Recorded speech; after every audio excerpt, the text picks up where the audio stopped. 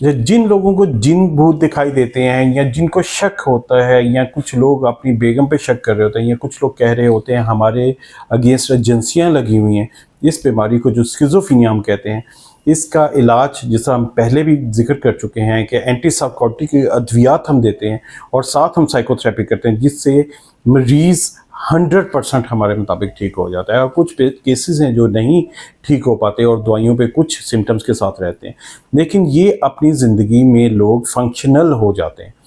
अच्छा, जब ये फंक्शनल हो जाते हैं तो फिर हमने ये देखना है कि कौन से अवामिल हैं जिनकी वजह से ये वापस रिलैप्स हो जाता है, मतलब वापस उस बीमारी में चले जाते हैं।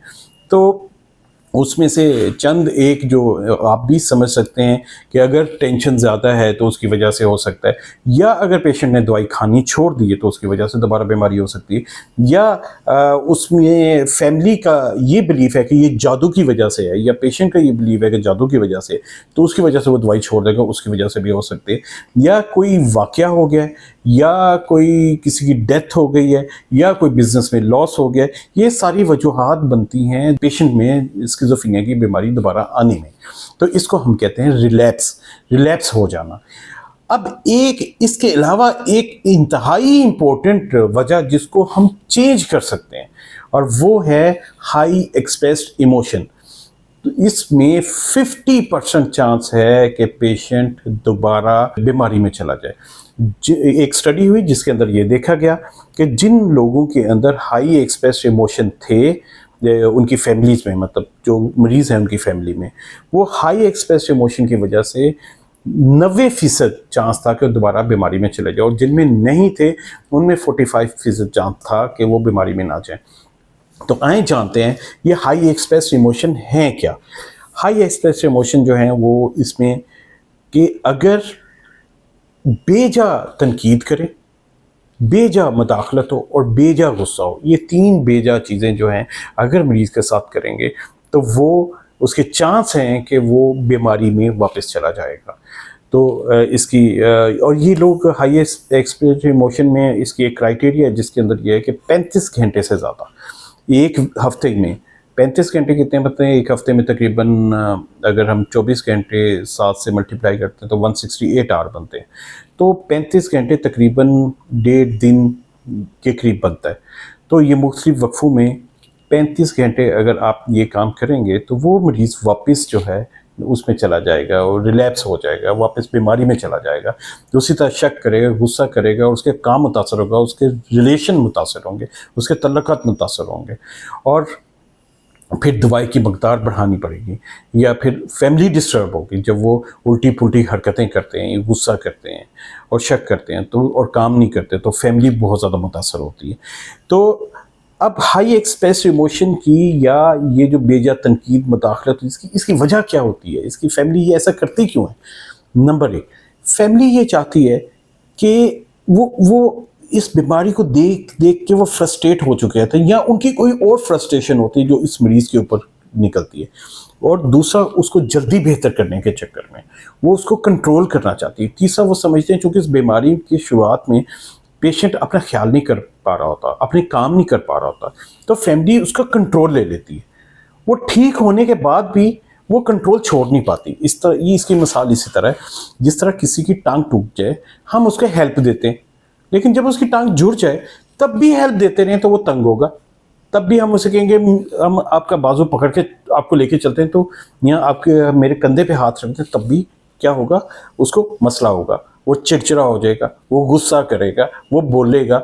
अब स्किज़ोफ्रेनिया के मरीज़ के अंदर जब वो बेहतर हो जाता है तो वो क्या करता है, जब आप हाई एक्सप्रेस इमोशन लेके आते हैं, फैमिली ओवर कंट्रोल करती है या ओवर क्रिटिसिज्म करती है या गुस्सा करती है बेजा, तो मरीज़ क्या करता है, मरीज़ फिर गुस्से में आता है, बेचैनी में आता है, उसकी वजह से वही जो मैंने रीज़न बताई स्ट्रेस की वजह से फिर दोबारा उसकी बीमारी शुरू हो जाती।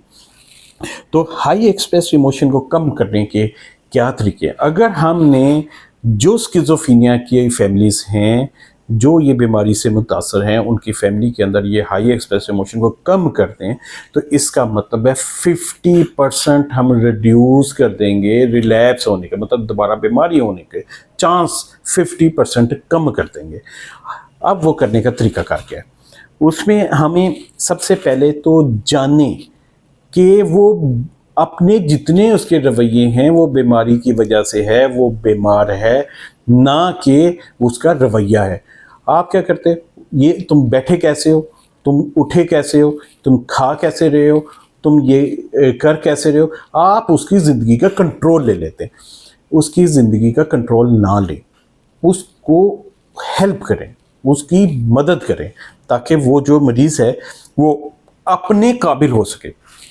हमें मरीज़ को अद्वियात पे लाने के बाद, ठीक करने के बाद उसकी मदद करनी है कि वो अपनी ज़िंदगी में दोबारा रिहेबिलिटेट हो सके, वो दोबारा काम कर सके। तो ये चीज़ जो है अगर हम करने के काबिल हो जाते हैं तो ये हम क्यों नहीं कर सकते? क्योंकि हम समझते हैं कि वो खुद से कंट्रोल नहीं कर सकता। तो ये हमारी हाई एक्सप्रेस इमोशन का बायस होते हैं, तो इसी तरीके से हम ठीक कर सकते हैं। दूसरा, फैमिली मरीज़ को देख देख के फ्रस्ट्रेट हुई होती है, उसको ठीक करने के लिए आपको deep breathing, progressive muscular relaxation जैसी एक्सरसाइज सीखनी होगी। अपने जज्बात को कंट्रोल करना सीखना होगा, इसे इमोशनल रेगुलेशन कहते हैं। हम ये साइकोलॉजिस्ट जो हैं ये बहुत अच्छा आपको ये चीज़ सिखा सकते हैं कि अपने इमोशंस को कैसे कंट्रोल करना है, इमोशनली इंटेलिजेंट कैसे होना है। तो जब ये इमोशंस को कंट्रोल करेंगे तो आपके इमोशंस कम निकलेंगे मरीज़ की तरफ, आपकी तनकीद कम निकलेगी। अच्छा, एक और चीज़ जो इसमें होता है ये है कि आप परफेक्शनिस्ट, आमतौर पे जो फैमिली होती है उसके अंदर बेचैनी होती है और हर चीज़ को परफेक्ट करना चाहती है। नहीं, परफेक्शन को छोड़ें, मरीज़ को जीने दें। अगर हम किसी पौधे को भी रखेंगे, उसको कंट्रोल में रखेंगे, जिस तरह बोनसाई ट्री बनाते हैं, वो जो है बड़े बड़े दरख्त को छोटा छोटा बनाते हैं हम, क्यों? उन्हें हम हर चीज़ को लिमिट करते हैं तो उनकी ग्रोथ भी लिमिटेड होती है। इस तरह इन मरीज़ों को हमें सिखाना है, इनकी ग्रोथ को लिमिटेड नहीं रखना है। अगर हम इन पे कंट्रोल नहीं करेंगे तो ये ज़्यादा बेहतर तरीके से फले फूलेंगे। बहुत से डॉक्टर्स हैं, बहुत से इंजीनियर्स हैं, जब उनकी फैमिली हाई एक्सप्रेस इमोशंस नहीं दिखाती, उनमें रिलैप्स भी नहीं होता और वो अपना काम भी बहुत अच्छे तरीके से कर रहे हैं और वो समझते हैं कि हमारी ज़िंदगी हमारे कंट्रोल में है। क्योंकि जिस तरह हर शख्स चाहता है ये ठीक होने के बाद ये भी ऐसे ही चाहते हैं कि इनकी ज़िंदगी इनके कंट्रोल में हो। तो इसके अलावा फैमिली को चाहिए कि स्पोर्ट्स ग्रुप्स होते हैं उनको, जो इस स्किज़ोफ्रेनिया की फैमिली है, जिस तरह हम यहाँ पे भी सपोर्ट ग्रुप स्टार्ट करेंगे, उसके अंदर आप ज्वाइन करें, दूसरे जो पेशेंट की फैमिली को देखें वो कौन सी टेक्निक्स कर रही हैं अपने आप को काम डाउन रखने के लिए। तो ये चीज़ें अगर आप सीखेंगे तो आपके हाई एक्सप्रेस इमोशन कम होंगे। इन द एंड मैं एक ही बात कहूँगा, अपने मरीज़ की मदद कीजिए, उसको कंट्रोल ना करें।